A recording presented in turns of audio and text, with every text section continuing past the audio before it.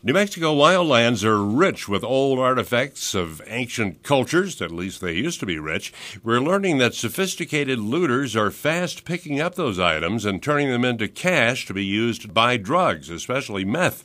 The activity has gotten the attention of the professional archaeology community. There's a write-up about the problem in the current issue of the professional journal Archeaology. It's written by senior editor Samir Patel of Archeaology magazine. He's on the line with us. Tell us what you've discovered about stealing of these artifacts. Well, I found in speaking with a number of archaeologists and law enforcement agents kind of across the Southwest that it appears that a significant portion of the looting activity, that is illegally taking artifacts from archaeological sites on federal land, seems to be tied with the meth trade in the Southwest, and it appears that there's probably a couple of different reasons for that.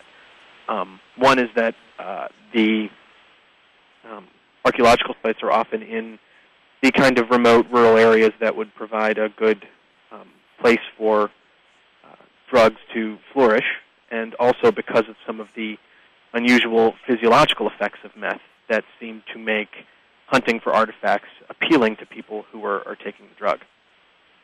Yeah, but how do they? What do they get for them? How do they sell them?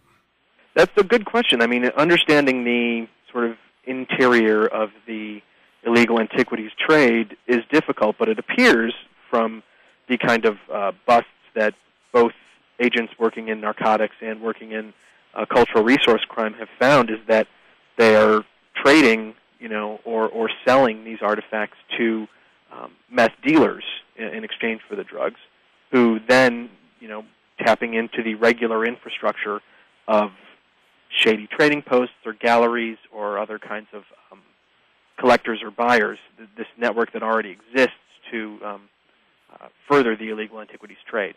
That's how it's getting into the pipeline. What's an example of something they might steal? Arrowhead or wagon wheel? No, I think you're more likely to see ancient Native American pots are probably the most common. So the couple of different cases that I discussed with some kind of federal agents in the South involved prehistoric Anasazi pots or Acoma Pueblo pottery. That seems to be the most common. It's portable, it has value, and it's sort of easily identified. So they're really taking these things out of open spaces and robbing you and me, owners or whomever, of the antiquities in the New Mexico wildlands.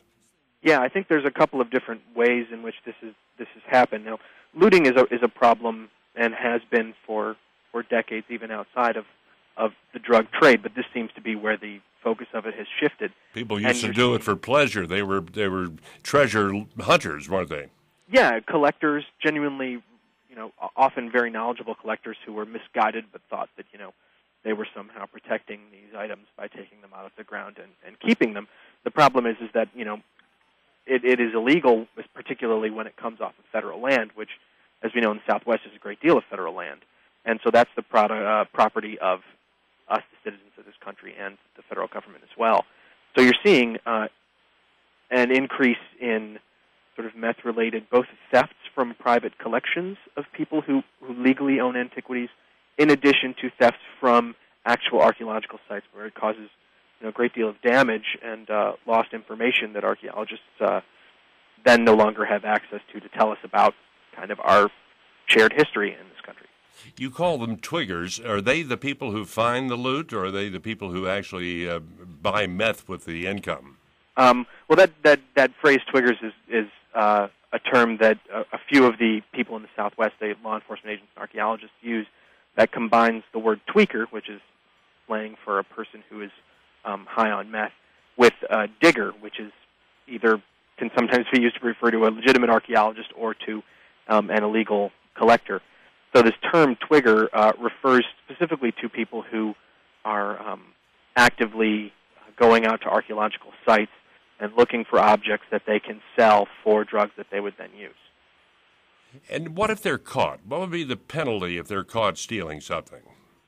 Well, it's hard to say because there's a number of different legal avenues that federal prosecutors and law enforcement agents can use.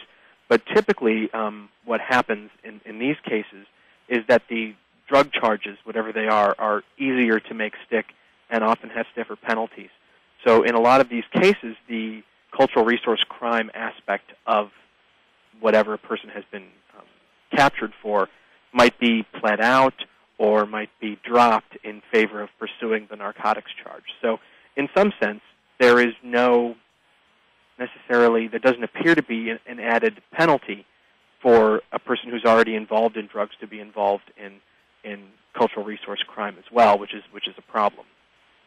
What do you recommend the authorities do, or even citizens? Well, there's not. I would recommend citizens certainly, stay away from any kind of. If they see what looks like suspicious activity at an archaeological site, they should certainly stay away from that because there is obviously danger involved there. They should notify their federal authorities.